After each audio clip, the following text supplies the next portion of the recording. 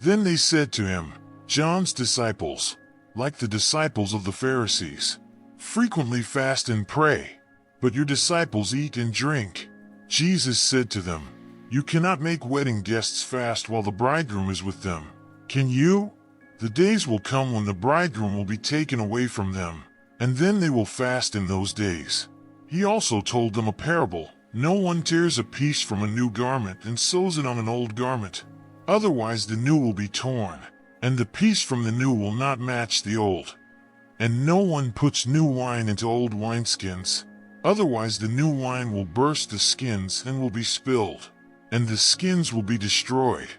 But new wine must be put into fresh wineskins. And no one after drinking old wine desires new wine, but says, The old is good. I'll never forget the day my grandmother tried to teach me how to use her smartphone.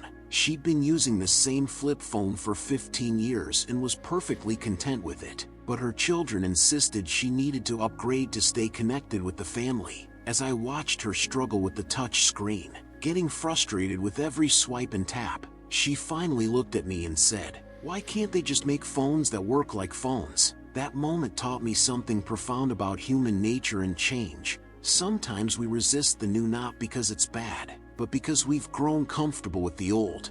This memory came flooding back when I read today's gospel passage about new wine and old wineskins. Jesus is addressing one of the most challenging aspects of spiritual life, how we respond when God wants to do something new in our lives.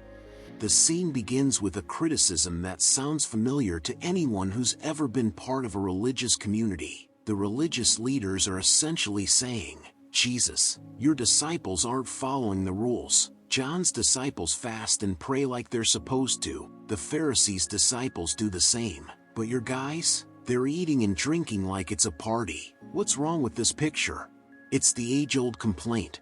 We've always done it this way. So why are you doing it differently? But Jesus' response reveals something beautiful about the nature of his ministry. He says, You cannot make wedding guests fast while the bridegroom is with them. Can you? Think about this image. When you're at a wedding celebration, what's the appropriate response? Joy, dancing, feasting. It would be absurd to ask wedding guests to fast during the reception. The presence of the bridegroom transforms the entire atmosphere. Jesus is saying, My presence changes everything. When I'm here, it's time to celebrate, not mourn. But then Jesus adds something sobering. The days will come when the bridegroom will be taken away from them, and then they will fast in those days. He's already anticipating his crucifixion, the time when his physical presence will be removed from his disciples. There will be seasons for fasting and mourning, but this isn't one of them. Then Jesus tells 3 interconnected parables that get to the heart of spiritual transformation. First, the parable of the new patch on old clothing.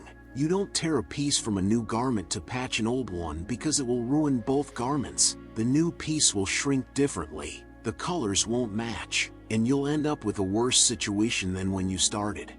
Second, the parable of new wine and old wineskins. In Jesus' time, wine was stored in leather bags made from animal skins. As new wine fermented, it would expand and stretch the container. Fresh wineskins were flexible and could accommodate this expansion, but old wineskins had already been stretched to their limit. Put new wine in them, and they would burst, destroying both the wine and the container.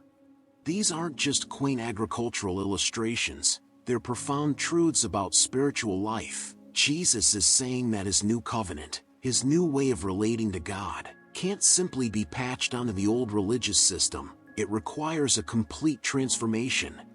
But here's where it gets really challenging. Jesus ends with a statement that might seem discouraging. No one after drinking old wine desires new wine, but says, the old is good. This isn't Jesus endorsing the old way.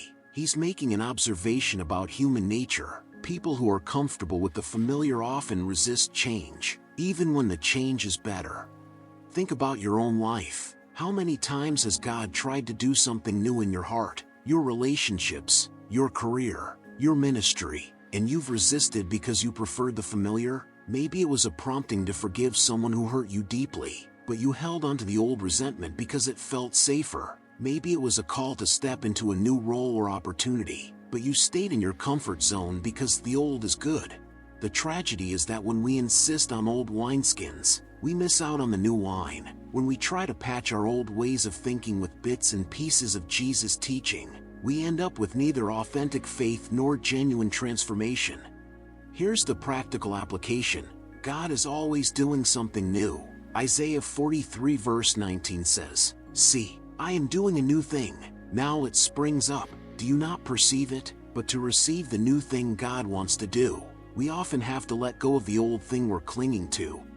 Maybe God is calling you to a new wineskin in your prayer life, moving from ritual to relationship, from duty to delight. Maybe He's calling you to new wineskins in your relationships, choosing vulnerability over self-protection, grace over grudges. Maybe it's new wineskins in your career, following your calling instead of just collecting a paycheck. The question isn't whether God wants to do something new in your life. The question is whether you're willing to become a new wineskin to receive it. Are you flexible enough to stretch? Are you willing to let go of the way we've always done it to embrace the way God wants to do it now? Remember, Jesus isn't asking you to throw away everything from your past. He's asking you to be open to transformation.